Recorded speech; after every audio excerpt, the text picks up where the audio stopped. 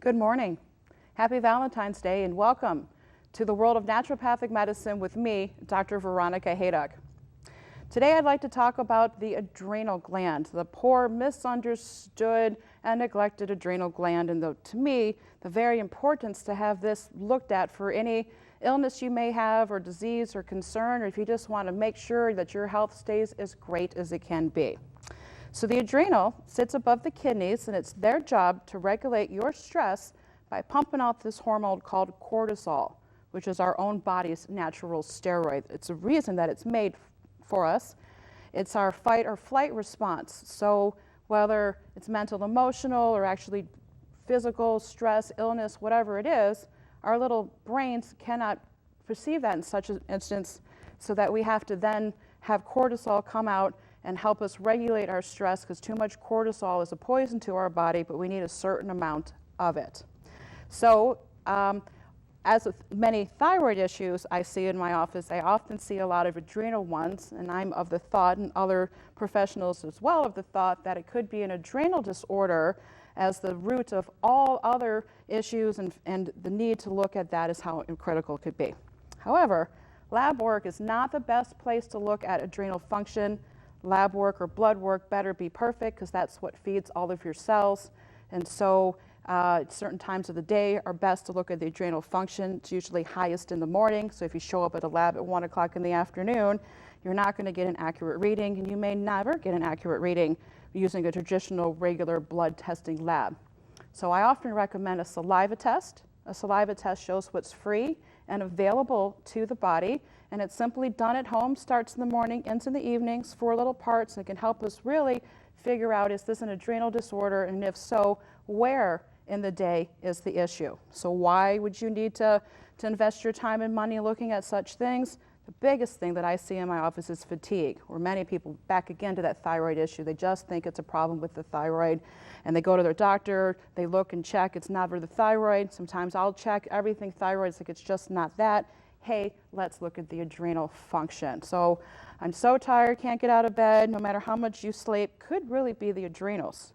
Can't lose weight is another issue that can be the adrenals. Now, if the adrenals are working too hard, it can kick your thyroid, which is your metabolism, to say, hey, let's make more energy. And that's often where people get themselves into need for thyroid medications and all of that, because they're just working their thyroid too hard, because it's really their adrenals that are not being well supported. So looking at this, I think, is super important to optimal health. So what I would often do is looking at that chart with the saliva test, depending on what it would be. So if it's really low in the morning versus really low in the night, 2 different approaches would then be taken for it. Absolutely the need for a vital, important, nutritious diet full of all the things that are important. Absolutely when to begin. Sleeping, eating right, eating correctly are all things as that. There's plenty of books, websites, you name it, that looks at the adrenal function. But certainly for fatigue, can't lose weight, diabetes is another one that can certainly be an adrenal issue, because glucose, insulin, and this little hormone cortisol all have to work together to regulate your blood sugars. If there's a break in any one of those systems, there's the pre-diabetes, diabetes, and other different things. It also looks at the same test as looking for IgA levels, which is an immune marker. So for many people with digestive issues, constipation to diarrhea to I just don't feel good, irritable bowel, could be in adrenals. Because if your body thinks it's stressed, it's sending that hormone, again, cortisol, so you have to run and fight from this mystery bear or tiger, whatever you want to call it. So then muscles get sharper, right? Muscles get stronger, eyesight gets better, because it's perceiving as running and fighting from it. So then digestion can take a back seat, because why the heck would your body care about digesting if it thinks it's running and fighting from a bear? For some of the folks that I work with, certainly my women, my younger women who are not having regular menstrual cycles or repeating, stopping, starting all over the place, could certainly be an adrenal disorder. It makes sense to me that if your body thinks it's running and fighting from a bear, then it may have a problem saying, hey, I can barely protect you. How the heck am I going to protect another life? So that's another one that would happen, is menstrual cycles all over the place. For my perimenopausal, menopausal women with hot flashes and moodiness and miserableness, can also be an adrenal disorder, because it's really when the ovaries start to shut down and no longer needed, it relies on the adrenal gland, the liver, and the brain to some extent to pick up the slack. And if you're already busy and stressed out with a typical life, then really have to make sure those adrenals are spot on perfect so that you're not so miserable with it. The solution to hot flashes and hormone issues is not more hormones.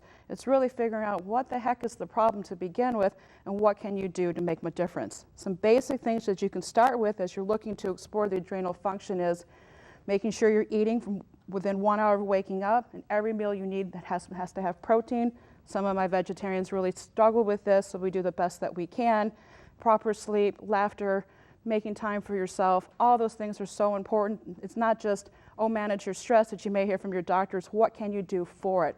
Lots of herbs, including licorice, which I use a lot of, amino acids, certainly magnesium that I've talked about before, are so important for the adrenal function. There's a lot to it. So I hope you are on board with getting those adrenal functions checked out and looked at and explored for your optimal health. Thank you so much for your time. Have a great morning. I'm Dr. Veronica Hayduck.